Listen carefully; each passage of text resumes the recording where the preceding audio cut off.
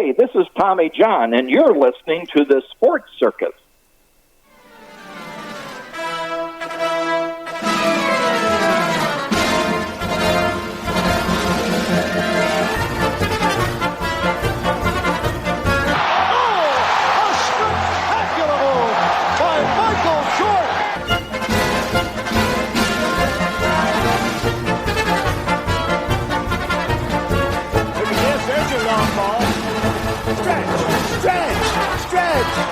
You can put it on the board.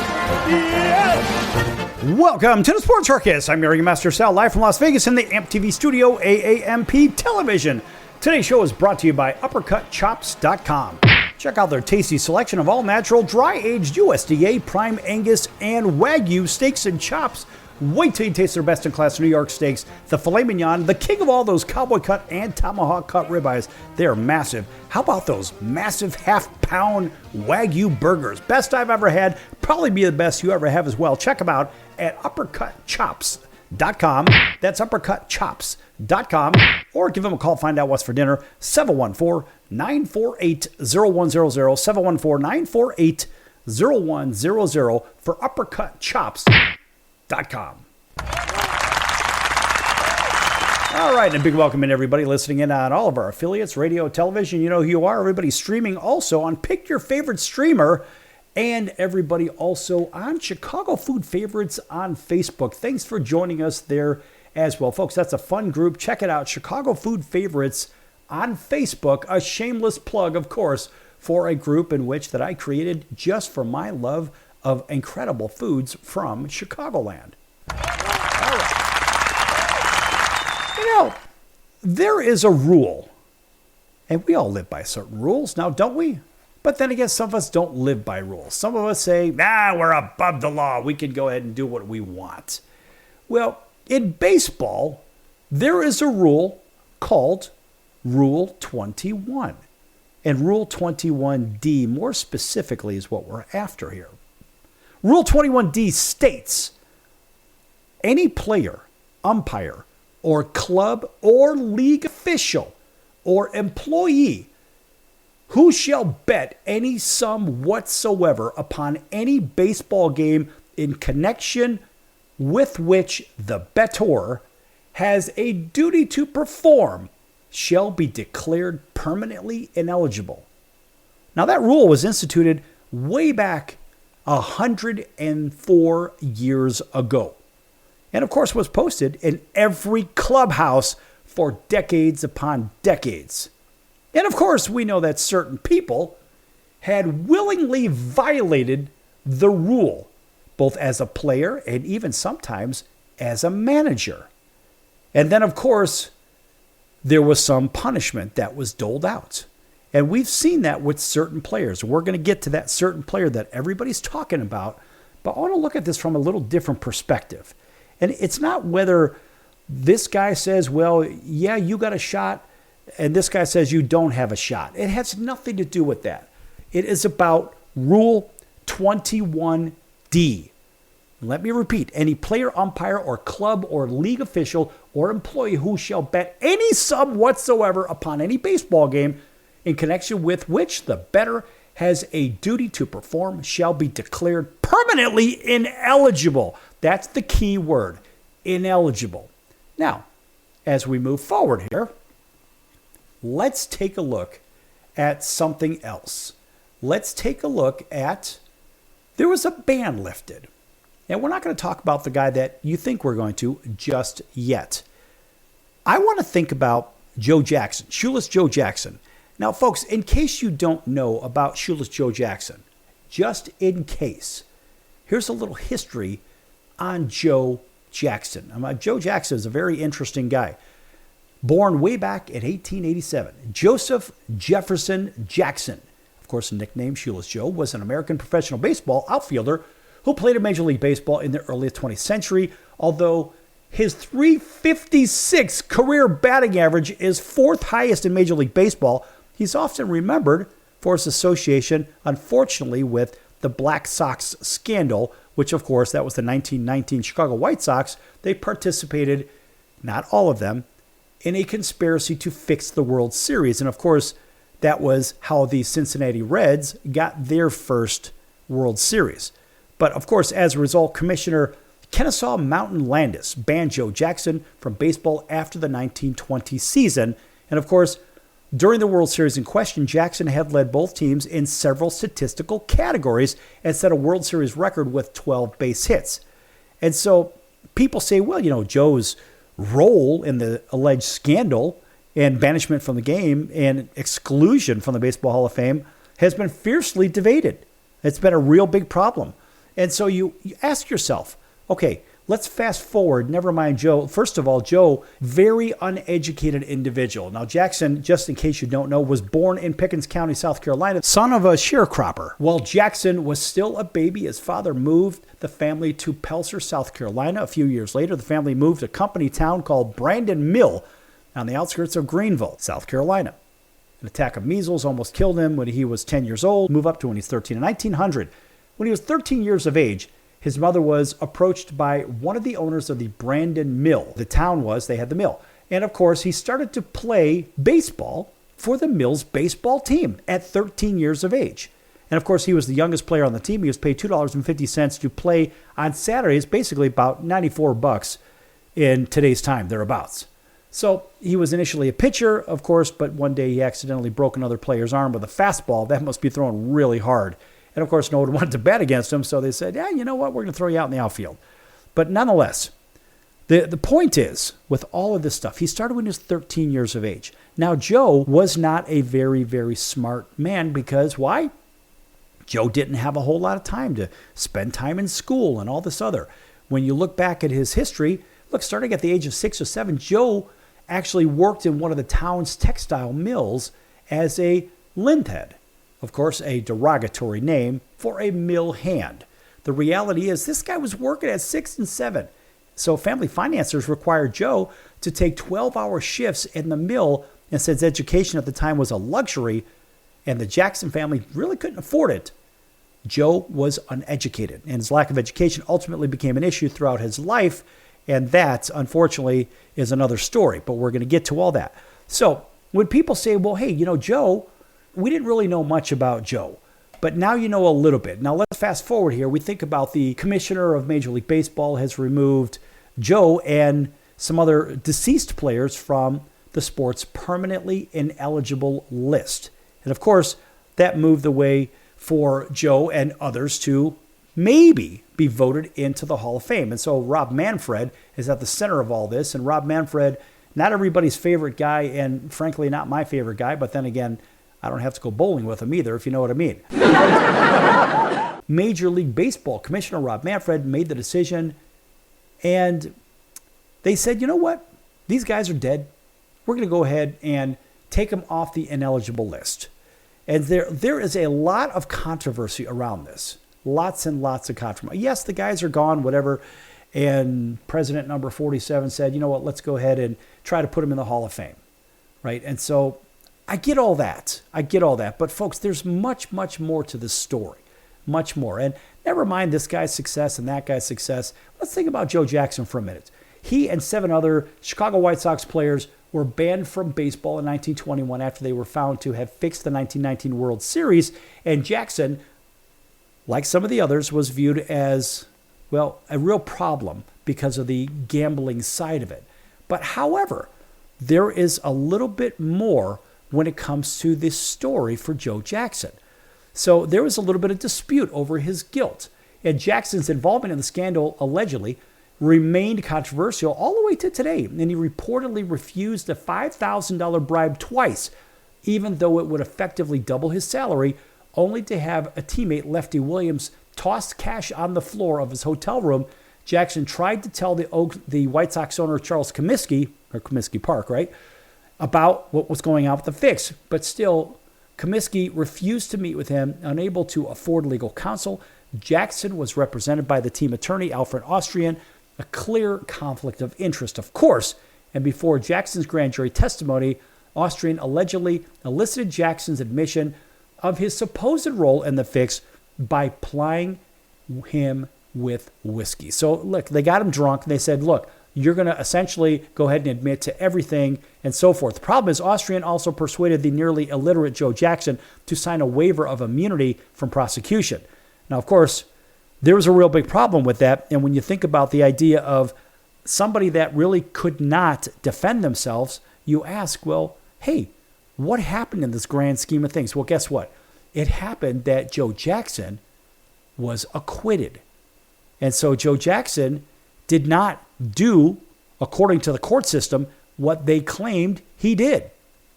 And so here we have a problem because now this guy is banned. But remember, this guy was not very smart. He was essentially illiterate.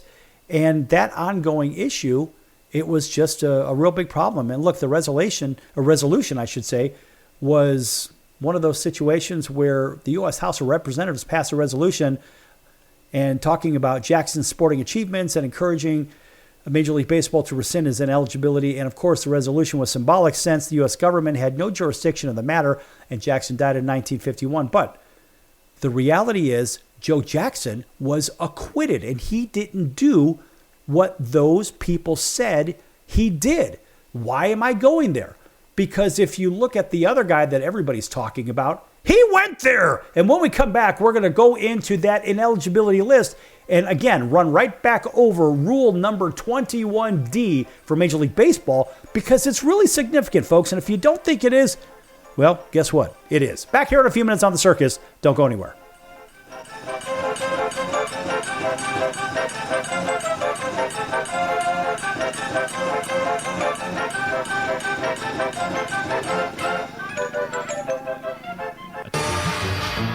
I'm your ringmaster Sal of the Sports Circus, a primetime nationally syndicated television, radio, sports, and entertainment show. The Sports Circus covers topics others are too scared to talk about. There's no other primetime show like it out here that'll punch you in the face and you'll beg for more. Join me, Hall of Famers, world champions, and all-star celebrity guests for chaos and controversy here on Libsyn and all podcast platforms, plus thesportscircus.com. Remember, folks, it's a circus and we prove it every day.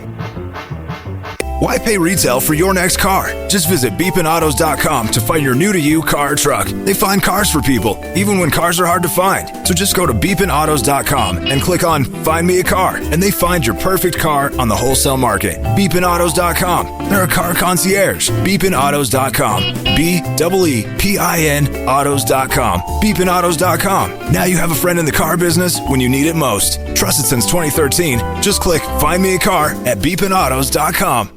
If you'd like to borrow up to $100,000 and get pre-approved in minutes, call the number we'll give you at the end of this commercial. Our lending partners have already loaned millions of dollars to individuals just like you, and we're ready to lend you up to $100,000 if you qualify. Even if your credit is not perfect, you could use the money to pay off high-interest credit cards, for home renovations, or consolidate existing debt. You can get flexible, easy-to-pay terms. The consultation to find out if you qualify is free. To find out if you qualify for our special financing program, call this toll-free number 24 hours a day. 800-335-1376. 800-335-1376. 800-335-1376. That's 800-335-1376. Important terms and conditions apply. Not all applicants will qualify. Loan amount, annual percentage rate, and term will vary depending on creditworthiness. Applying does not guarantee approval. Account approval is subject to verification and confirmation of your credit history and acceptance by a lender. If you choose to apply for a loan through us, a consumer report will be obtained to evaluate your creditworthiness in connection with your application for credit.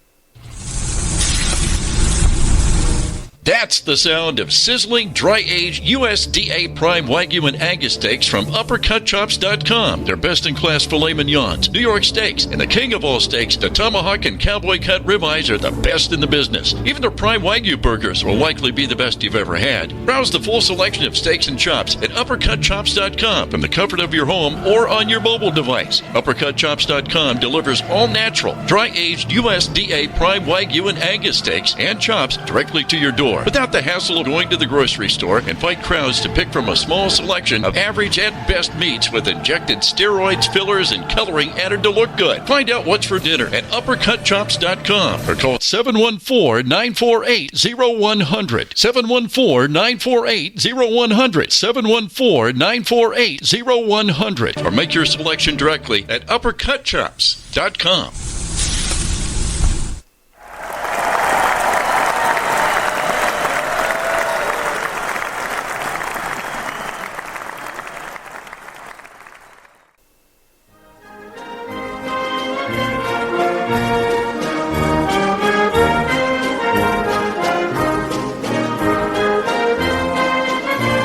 Welcome back to the Sports Circus. I'm Roy Firestone. Now it's time to throw it back to Sal.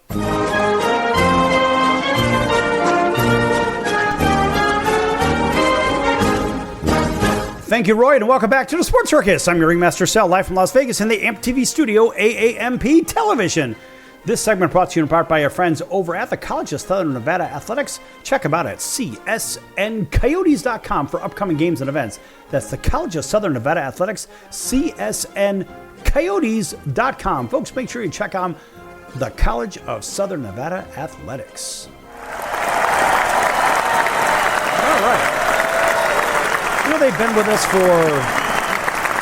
they've been with us since 2016. In case you're just tuning into this show for the first time or just started listening to this show, the Sports Circus has been on for over 2,200 episodes and for 8.5 years and still going strong. In fact, we've added a whole bunch of stations. By the way, a big welcome in to everybody listening in on our CBS, NBC, and Fox Sports affiliates and independents, including our friends over at Atlanta, WDJY 99.1 FM. Thanks for waking up with us. Over in Auburn, Alabama, about 150 miles or so away from Atlanta, maybe even less, our friends over in Auburn, Alabama, and that signal stretches all the way from Columbus, Georgia, over to Montgomery, Alabama, WAUD. That's home of the Atlanta Braves. Thanks for joining us there. Everybody else throughout the heartland, all the way out to the West Coast, our friends over driving from Las Vegas to Los Angeles or Los Angeles to Las Vegas, 101.5 FM, 107.3 FM, and that's Highway Country Radio. Highway Country. Thanks for joining us over there. And our friends in Honolulu, CBS Sports 1500, KHKA, that's home of the 49ers, the New York Yankees, and of course the Alabama Crimson Tide. So back to everybody over on that drive through the Mojave Desert from Los Angeles to Las Vegas. If you're headed that way right now, or maybe you just left there, listen, maybe you're looking for a free gift. But guess what? Attention highway listeners, quick heads up for anyone heading into Las Vegas. I just got the green light to give away some incredible stuff, sponsored by Vacation Buddies, and we're talking tickets to the hottest shows on the Vegas Strip, high roller passes, or even exclusive passes to the new Vegas Sphere. How about some trivia? Which Las Vegas hotel was famous for its nightly volcano show? Was it A, Treasure Island, B, Excalibur, C, The Mirage, or D, The Wynn? Think you know the answer? Call us right now at 833-49-VEGAS. That's 833-498-3427. Again, 833-498-3427. Answer the trivia question and get yourself some great prizes. Vacation Buddies is offering this prize, and it's not affiliated with the radio station. In case you're keeping score, a nice round of applause for them. All right. Back to our discussion on Joe Jackson and, of course, Rule 21. In case you just tuned in, folks, we're talking about Rule 21D in Major League Baseball.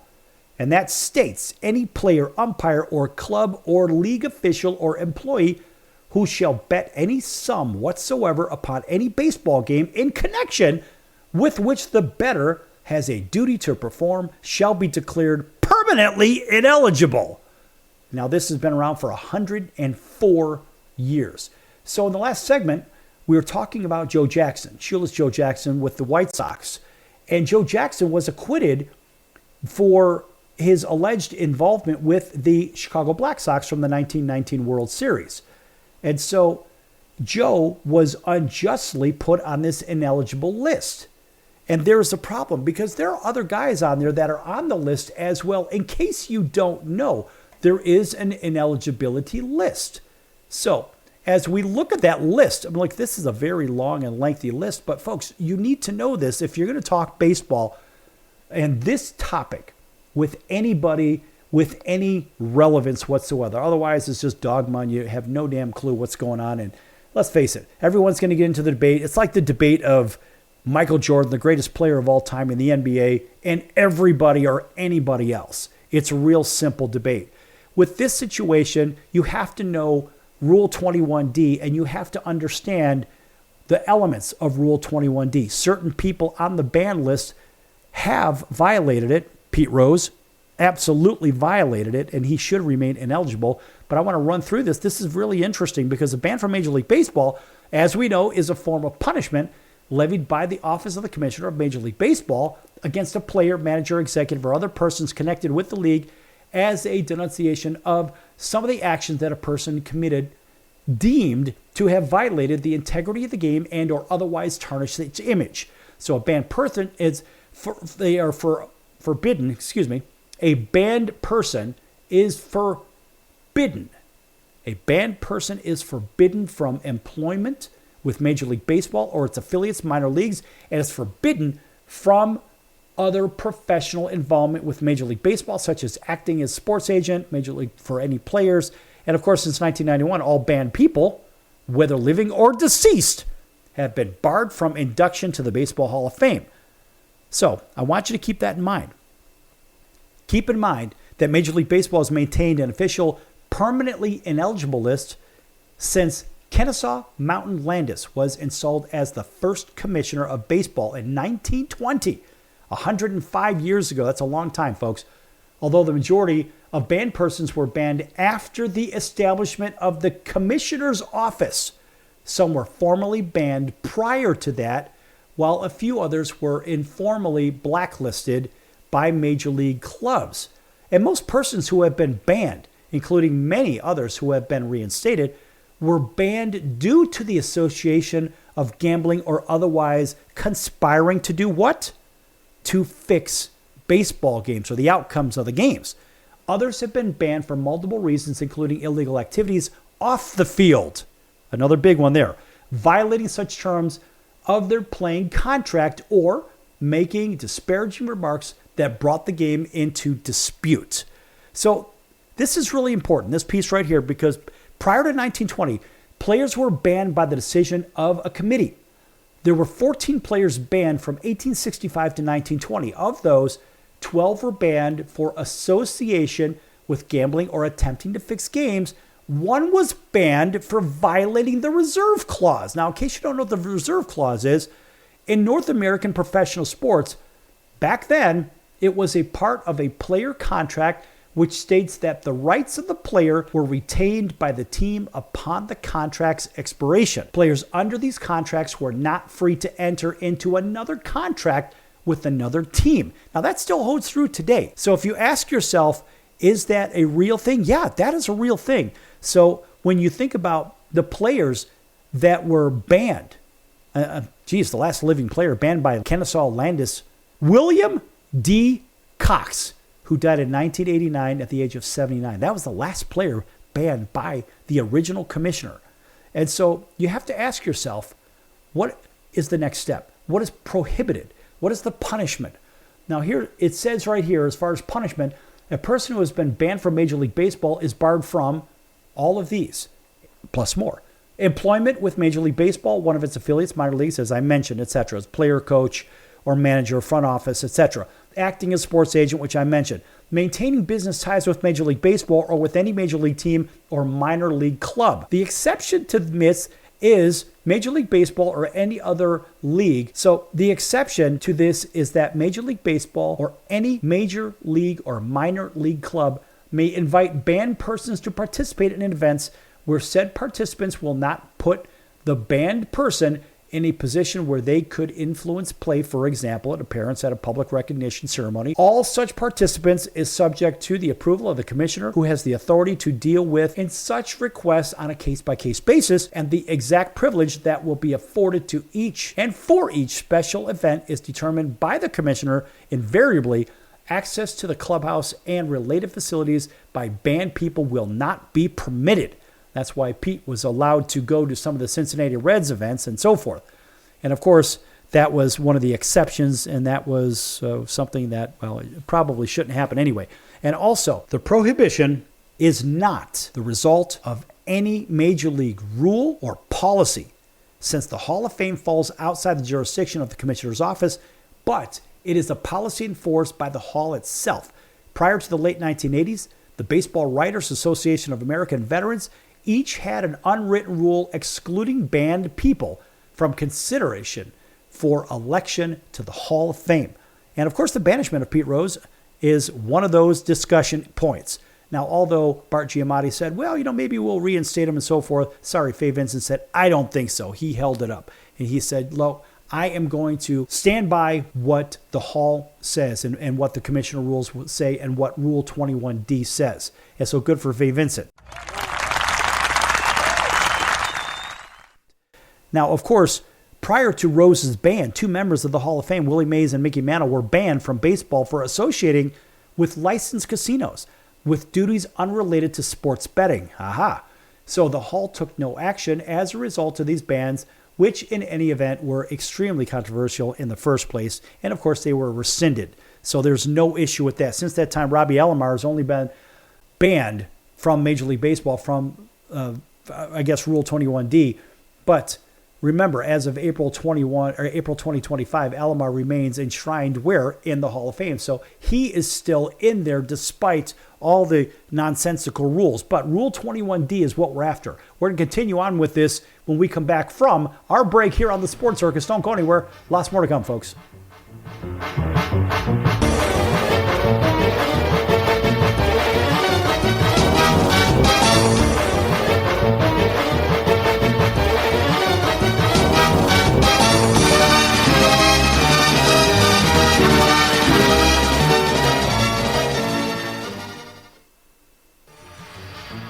I'm your ringmaster Sal of the Sports Circus, a primetime, nationally syndicated television, radio, sports, and entertainment show. The Sports Circus covers topics others are too scared to talk about. There's no other primetime show like it on here that'll punch you in the face and you'll beg for more. Join me, Hall of Famers, world champions, and all-star celebrity guests for Chaos and Controversy here on Libsyn and all podcast platforms, plus thesportscircus.com. Remember, folks, it's a circus and we prove it every day.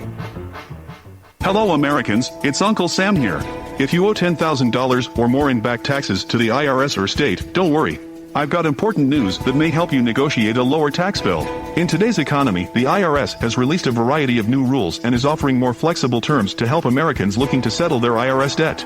If you apply today, we may be able to lift your wage garnishments and release a freeze on your bank assets or business. Our team of tax professionals can resolve your case and stop collection actions against you. Even if you've been audited or haven't filed a return in years, they can help. Call right now and find out if you qualify to settle your IRS debt for far less than what you owe. Pick up your phone right now and call us for a free $500 IRS tax review. Don't wait. Here's the number. Call right now.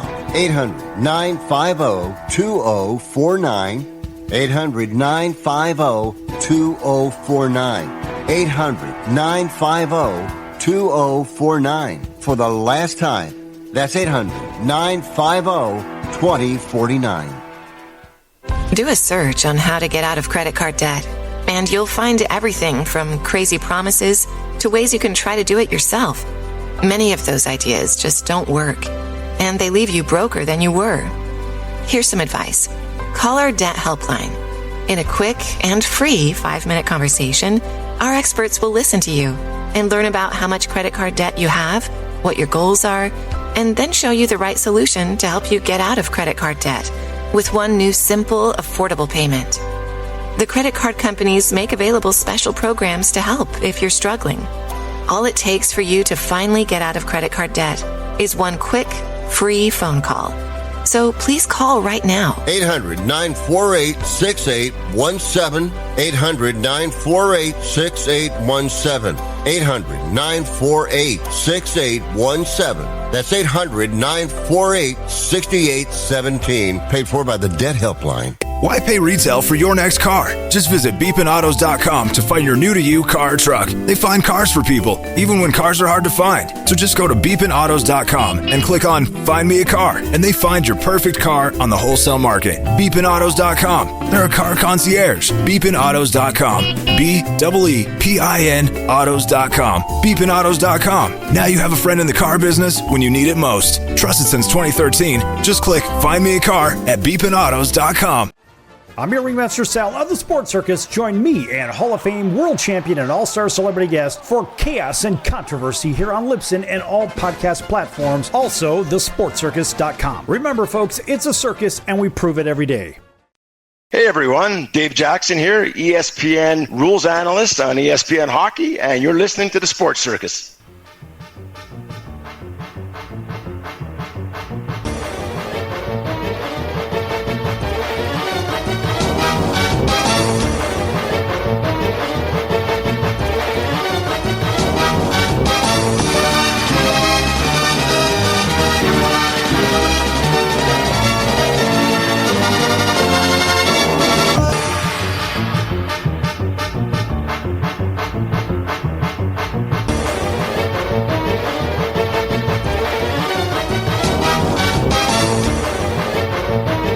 Welcome back to the Sports Circus. I'm your ringmaster, Sal, live from Las Vegas in the AMP TV studio, AAMP Television. Folks, make sure you check out thesportscircus.com for our upcoming guests, our prior guests, recorded shows which can be found on all streaming platforms: Apple, Amazon, Audible, Spotify, Pandora, YouTube, iHeart, Stitcher, Deezer, plus all other streamers as well. And of course, a big thanks for everybody on social media, everybody watching on Chicago Food Favorites on Facebook. Thanks for joining us over there. And folks, if you don't know what it is, head on over to Facebook, check out Chicago Food Favorites. It's a fun group of really good foods, great restaurants, great recipes, and we have members from all around the globe. And I'll say for all corners of the globe, for all you flat earthers out there, if you know what I mean. All right. And listen, folks, for everybody driving over to Las Vegas right now from sunny Southern California, listen, I got something for you. You're going to want to hear this. I just got access to hook up a few lucky callers with some insane freebies. Think VIP show tickets, high roller passes, or even exclusive access to the iconic Vegas Sphere. It's all sponsored by our friends at Vacation Buddies. And all you have to do is answer a simple trivia question. Let's see what you got, folks. What is the name of the massive Ferris wheel on the Las Vegas Strip offering those incredible panoramic views? Is it A, the Big Shot, B, the Orbit, C, the High Roller, or D, the Wonder Wheel? Think you know the answer? Call us right now at 877-99-PRIZE. That's 877-997-7493. That's 877-997-7493. Vacation Buddies is offering this prize and it's not affiliated with this radio station. All right. So back to the ineligible list and the Rule 21. This Rule 21D, Major League Baseball. The theme of the show is Rule 21D. Now, any player, again, this is how it reads, Major League Baseball Rulebook. Any player, umpire, or club, or league official, or employee who shall bet any sum whatsoever upon any baseball game in connection with which the bettor has a duty to perform shall be declared permanently ineligible. That's the word we're after. So now I'm going over the list of the players that have been banned by Major League Baseball. Now think about this. Terms such as lifetime ban and permanent ban are sort of misnomers. So now, if that word is a little bit too big for you, you never know. A misnomer, of course, is the name that is incorrectly or unsuitably applied. Misnomers often arise because something was named long before its correct nature was known, or because an earlier form of something had been replaced by a later form to which the name no longer suitably applies. In case you don't know, now you do. So you also think about as banned persons may be reinstated, whether a decision by the commissioner of Major League Baseball, of course, in the case of players banned since the establishment of Major League Baseball Players Association. And there are appeals and all kinds of nonsense that happen there. And I don't know. I mean, it just turns into a big, fat mess in the grand scheme of things. Now, many people talk about Rule 21. And some people, they say, you know, there must be something more to this Rule 21 situation.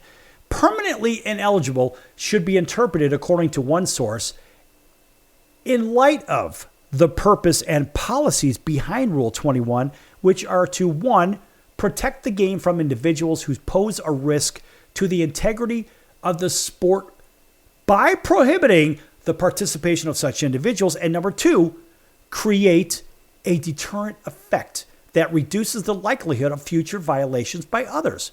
So that particular source says, in my view, once an individual has passed away, the purpose of Rule 21 have been served. I absolutely disagree, 100%. No, because you're ineligible. It doesn't matter whether you're living or dead.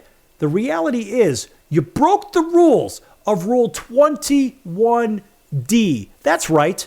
Any player, umpire, or club official, had a duty to perform in the game shall be declared permanently ineligible. Rule 21D.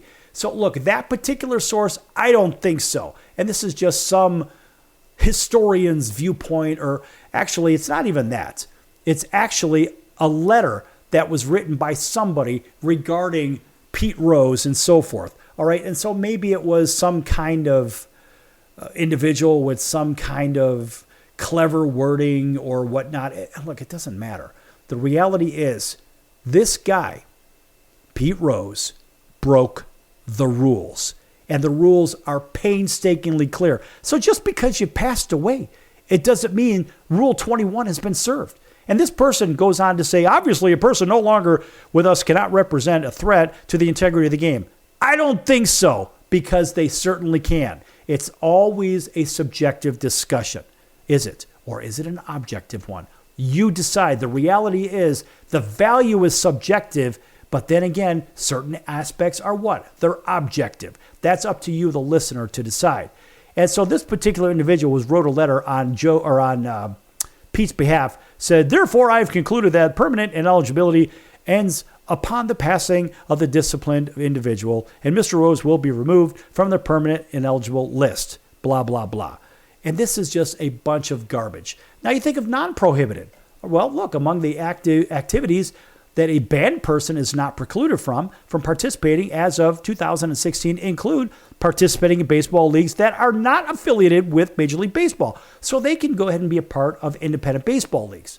And of course, during Kennesaw Mountain Landis' tenure, it was universally known that Major League Baseball would have immediately severed any relationships with any entity that employed personnel banned by Major League Baseball, and most such organizations have been extremely reluctant to offer employment to banned people for fear of generating negativity, publicity, and or the outcome that could bring some kind of negative anything. And so guess what?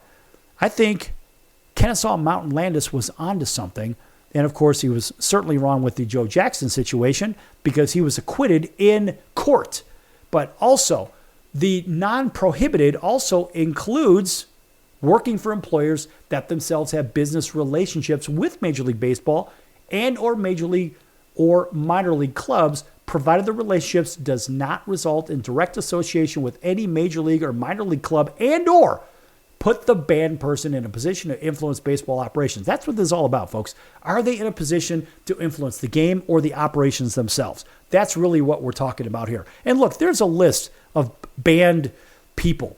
And those pre-1920 people, Thomas Dever, Ed Duffy, and William Wansley of the New York Mutuals were banned in 1865 for associating with known gamblers.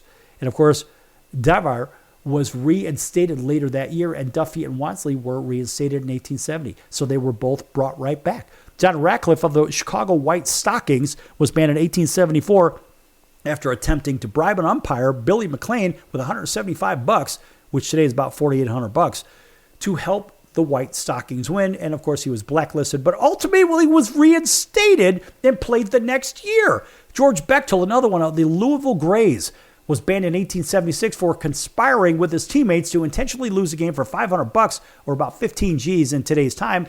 But Bechtel was never reinstated, and he died in 1921. Here's the first one that died that way. 4 players of the Louisville Grays were banned in 1877 for conspiring to throw 2 games in the Louisville Grays scandal. Jim Devlin, George Hall, Al Nichols, and Bill Craver. And look, these players, some of them were brought back, some of them weren't. Oscar Walker, banned for contract jumping. We talked about that, signing a contract to play for another team while still under contract. And so that was a small problem there. But he was reinstated in 1879. Lip Pike, he played for Worcester in 1881. And Pike was found himself as a professional player was banned from Major League Baseball because, well, in fact, he was so poor to arouse suspicions that everyone said, just leave him alone. Reinstated in 1881. Umpire and former outfielder Dick Higham was banned in 1882 for conspiring to help throw a Detroit Wolverines game after Detroit's owner hired a private investigator to check out Higham's background and found that he was associated with a known gambler. And Higham was never reinstated. He died in 1905, and to date, he is the only umpire banned for life. How do you like that? In case you didn't know, now you do. And how about Joseph Marie Creamer III, New York Giants team physician, was banned in 1908 for attempting to bribe umpire Bill Clem $2,500 or about 87,000 bananas to conspire against the Chicago Cubs during a playoff game against the New York Giants. Jack O'Connor and Harry Howell, manager and coach of the St. Louis Browns, were banned in 1910 for attempting to fix outcomes of the 1910 American League batting title for Cleveland player Knapp and Ty Cobb as well. Both were never reinstated. So how come Ty Cobb wasn't involved in that? Well, there's a gigantic name, and Ty, he was involved in this whole thing. Maybe it would be a agency relationship. I don't know, a third-party relationship. All I know is his name was there. How about Horace Vogel? Philadelphia Phillies owner was banned in 1912 for publicly asserting that the umpires favored the New York Giants and were making unfair calls against his team. And Vogel was never reinstated. He died in 1928. And listen, there are unofficials, turned officials, that were banned as well. We're going somewhere with this, folks. I got to tell you, I'm going to finish up with this in the next segment. Don't go anywhere. Lots more to come.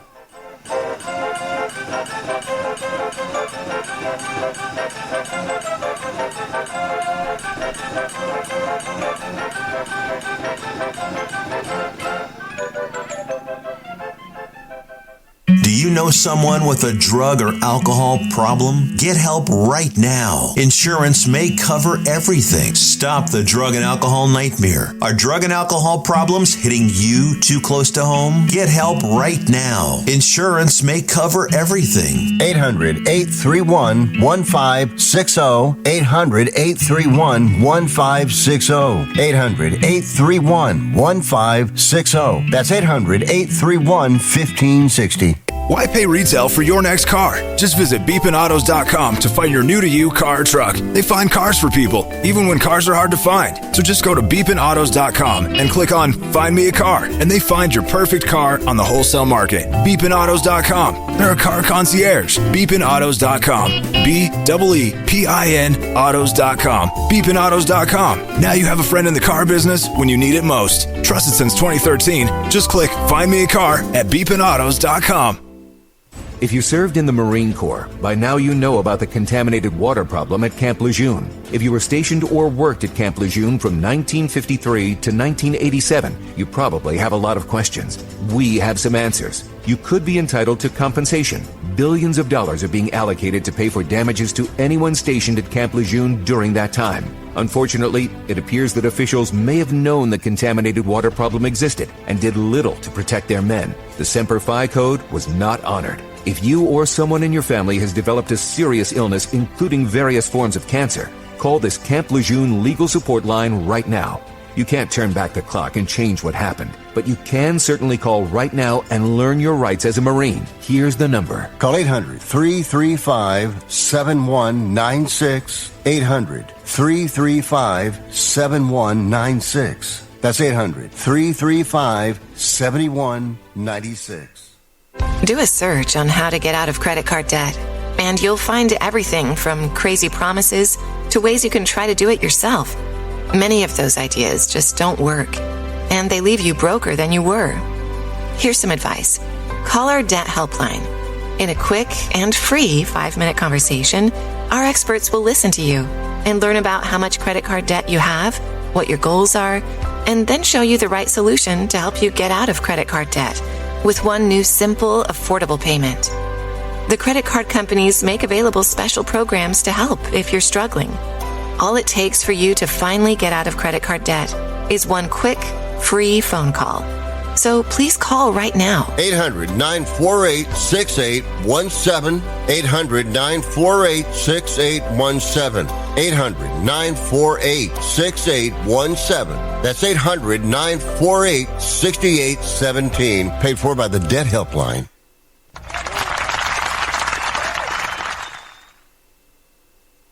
Hey everybody, this is Brian Urlacher. Welcome back to the Sports Circus.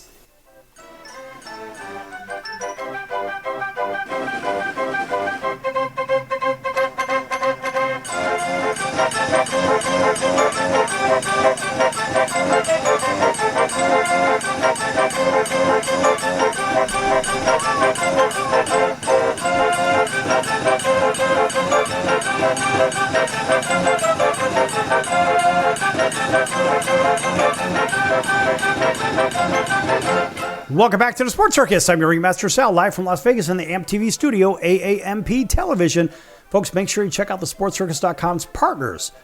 There's a partners page. Click on it at the top. Lots of great partners. One of those is Al's No. 1 Italian Beef, 1079 West Taylor Street in Chicago's Little Italy. It's one of our favorites. Al's No. 1 Italian Beef, 1079 West Taylor Street in Chicago's Little Italy. If you can't get over there, guess what, folks? You can check them out at alsbeef.com. That's alsbeef.com. Pick up your favorite foods. And I have to tell you, they are the creators of the Italian beef sandwich, which absolutely crushes that nonsensical Philly cheesesteak sandwich. Check out Al's No. 1 Italian Beef, the creators. They've been in business for over 100 years. And guess what? They're doing it right. They're making people happy. They're making people's bellies happy as well. We don't get anything for saying that. Those are our friends, and we like to plug our friends. Of course, in case you're keeping score, that's just how we do it here. By the way, a big welcome to everybody and all of our TV and radio markets. A big hello to our friends driving from Vegas to LA or LA to Vegas on 101.5 FM, 107.3 FM. That's the Highway Country station, Highway Country Radio. Folks, make sure you check them out and all of our other affiliates as well. All right, back to this baseball Rule 21D. Again, that is the theme of this. That is Major League Baseball Rule 21D states, quote, any player, umpire, or club or league official or employee who shall bet any sum whatsoever upon any baseball game is connected with the bettor has a duty, of course, to perform, shall be declared permanently ineligible, close quote.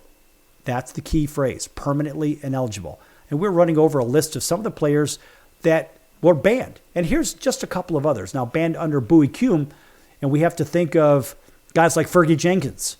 And Fergie, of course, got himself into a little bit of trouble going across the border with some illegal substances, cocaine and hashish and marijuana, etc., so forth. But, of course, this guy is elected to the Hall of Fame, but guess what?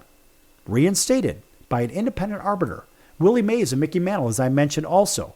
And so you had guys that were put in there, and then they violated, they caused a little bit of trouble, this, that, and the other, whatever. But eventually they found themselves right back in there as well. And so this leads me to CBS Sports. Now, CBS Sports says, quote, Major League Baseball was wrong to reinstate Pete Rose. Why nothing has changed about the hit leader's baseball gambling. This is kind of an interesting thing. So, of course, Rob Manfred announced the removal of the ban. Well, and this is from, again, CBS Sports. They say Major League Baseball Commissioner Rob Manfred announced Pete Rose and 16 others, including Shoeless Joe Jackson, have been reinstated from the permanently ineligible list. And among the most meaningful changes associated with that decision is that these dead players will now be eligible for the Hall of Fame induction by committee, of course. And, of course, for baseball, that was the wrong decision, according to CBS Sports. I'm in full support of this. Now, of course, they say, first, let's review. So I've been quoting the Major League Baseball Rule 21D. This is where I got it from, CBSSports.com.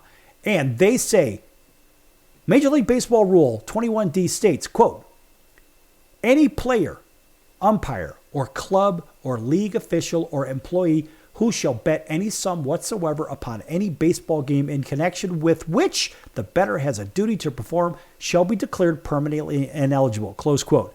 Now, CBS goes on to say that rule was instituted in 1921 and was posted in every clubhouse for decades. And Pete Rose willingly violated the rule both as a player and a manager. That's right, he did. And of course, in 1989, Pete Rose was found to have violated the rule and was punished accordingly. In 1991, the Baseball Hall of Fame decided that players ruled permanently ineligible by Major League Baseball would also be ineligible for the Hall of Fame. And even in 2004, Pete Rose, after years of lying about it, admitted that he did indeed bet on baseball. This guy. And I've talked to Pete about this myself. We've had these conversations. Pete wanted me to pay him $1,000 to get on this show. And we don't pay anybody. We've had some of the biggest names in sports and entertainment on this show, including the great Mario Andretti. Of course, Mario always gets a big round of applause. And of course, even the great Roy Firestone from the broadcast side. Even Robert F. Kennedy Jr., John Stockton, and the list goes on and on and on. Great names, big names. Well, guess what, Pete? We never paid any of them, and we certainly wouldn't pay you. Rest your soul, young man. The reality is we would not pay Pete Rose even after their countless pleadings for it. They even reduced the price to $500, and I said, no, I'm not paying. I don't care if you're right here in Vegas. I'm not doing it. Well, Pete needs money. His handler then got in touch with me. Pete needs money. Well, guess what? You better go bet on some sports, buddy, because that's not how I do it over here. Anyway, remember, he willingly did something that carried the punishment of a permanent ban and was punished with a permanent ban. And yet so many people are outraged on this behalf. And he did the crime and will continue to have to do the proverbial time, or will he? I mean, look, the rule has been said to carry a lifetime ban, but take note that it isn't true. And this rule says permanently ineligible, even if Manfred ruled that, quote, a person no longer with us cannot represent a threat to the integrity of the game, close quote. And I applaud CBS Sports for this. And in fact, they go on to say the institution of Rule 21 was necessary because of the Black Sox scandal when 8 Chicago players, including the newly reinstated Shoeless Joe Jackson, were found to have thrown the 1919 World Series. However, Joe was acquitted in a trial, so he doesn't even count in that. Anyway, any personnel taking part in the game itself who also gambles on the game becomes correctly the cardinal sin of baseball. If there's any hint that a game's outcome has been fixed or compromised in any way, the sport is tainted. Well, apparently CBS Sports isn't watching the games, football, baseball, basketball, hockey, tennis, golf, whatever. In my opinion, they're all fixed in the first place. And even somebody we had on this show, a former Super Bowl champion, had said very clearly, all of the National Football League games are fixed. He went to go work for some people of very big influence after his playing days in the National Football League, and he said it clear as bell in prime time right here on this show that the games are all fixed. But back to baseball. If you haven't seen how pitchers are getting squeezed and, well, frankly, really bad calls out there, you wonder, does the umpire have a bet on the over and under? What's going on here? We'll get back to that later, or if we have time. Nonetheless, it simply cannot be tolerated, which is why the punishment was so steep when the rule came about and why that punishment remained just as steep. Well, until recently. And of course, Rose, he chose to violate the rule again and again. So Pete is not innocent. Sorry. The punishment for the crime was the permanent ban from baseball. Then, of course, he lived the rest of his life around baseball. He was on the field and introduced as a member of the All-Century team at the 1999 World Series. And there's a stretch and a street in Cincinnati named Pete Rose Way, and there's a statue of Pete the gambler and criminal and felon apparently outside the Great American Ballpark, and he was somehow honored in Cincinnati many times. All of this is to say that he hasn't exactly been erased from the memory of baseball fans, from the history of the sport as well. In fact, he's probably the single most talked about former player. Putting him in the Hall of Fame wouldn't change anything there. And that's according to CBS Sports. And they go on to say, by the way, every argument that's made in Rose's favor is a deflection. Players did steroids. Not the same thing, as it doesn't change that Rose violated the rules that carried a permanent ban. The sign-stealing scandal. Again, it's not the same thing as changes nothing about what Rose did to violate the sanctity of the game. And fans can gamble on baseball games, and Major League Baseball has deals with gambling companies. And team personnel are still forbidden from gambling on Diamond Sports. This, again, changes absolutely nothing, according to CBS Sports. Further, you aren't perfect. Nope, I'm not. This has nothing to do with telling it like it regarding Pete Rose. The biggest overarching argument regarding Rose is that full account of the greatest player in the history is incomplete unless Rose is in there. That's true, some say. He was one of the best players in Major League Baseball history. Yes, he also was a strikeout king, too. He absolutely was not the greatest hitter ever, as many people like to say, nor was he a top-tier all-time great like Hank Aaron, Willie Mays, and George Herman Ruth, but you can call him Babe Ruth. He was obviously, though, a great enough player to be a first ballot Hall of Famer based on his playing career. He also violated the rule that carried a permanent ban from baseball, and you can't tell a story without mentioning his name and hits record in addition to winning an MVP and World Series, right? Well, there's an entire exhibit in Cooperstown on his records. Yes, it is in the Hall of Fame, but he'll never be forgotten, and he's an immoral baseball player talking point. So however you chop it up, just remember, Pete Rose not only lied about the gambling, and there were issues with Pete Rose on that. But listen, folks, it runs a little bit deeper as well. And this goes back down to a little bit more of an issue. And just remember, Pete Rose, statutory rape allegations. And this, of course, was a defamation suit by John Dowd. And, of course, this whole thing was brought on the statutory rape thing. And it was an ESPN July 6, 2016, according to Wikipedia. And so there was a motion filed in the whole Dowd situation, and he alleged that in a radio interview that there was a problem with Pete with sex apparently with the minors outside of state. And don't forget, there also was that handy-dandy little, there was that jail time too, right? And in case you forgot, it was tax evasion.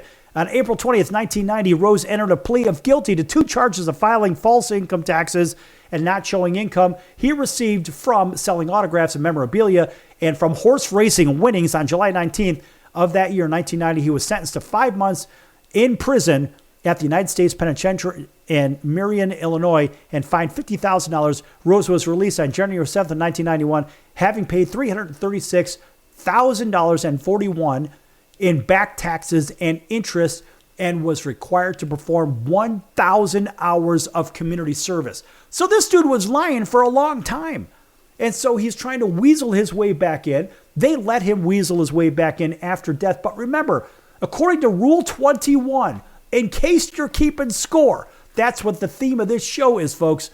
Rule 21 clearly states any player, umpire, or club or league official or employee who shall bet any sum whatsoever upon any baseball game in connection with which the bettor has a duty to perform shall be declared permanently ineligible. There it is, Mr. Pete Rose. I'm sorry, you don't belong in the Hall of Fame. You cheated the game, in my opinion, and I think you did a lot of bad things. And I met you personally several times, and I don't believe that you told the truth, not even half the time. Doesn't matter, folks. We're out of here. We're out of time. Pete Rose, you don't belong in the Hall. I would never, ever vote for that guy in the Hall of Fame if I had a vote. Anyway, folks, that's going to do it. We'll see you in 23 hours right here on your favorite station. If this got you riled up, check out the sportscircus.com's other episodes. Lots more to come. See you in 23 hours. So long, everyone. If I was your mother and you had a drug problem, I'd grab you by the ear and make you call and get help. You can be in treatment tomorrow and start to get clean in 7 days. Follow Mom's advice and call the Detox and Treatment Helpline now. Write this number down. 800-814-8628. 800-814-8628. 800-814-8628. That's 800-814-8628. Why pay retail for your next car? Just visit beepinautos.com to find your new-to-you car or truck. They find cars for people, even when cars are hard to find. So just go to beepinautos.com and click on Find Me a Car, and they find your perfect car on the wholesale market. Beepinautos.com. They're a car concierge. Beepinautos.com. BEEPIN autos.com. Beepinautos.com. Now you have a friend in the car business when you need it most. Trusted since 2013. Just click Find Me a Car at beepinautos.com.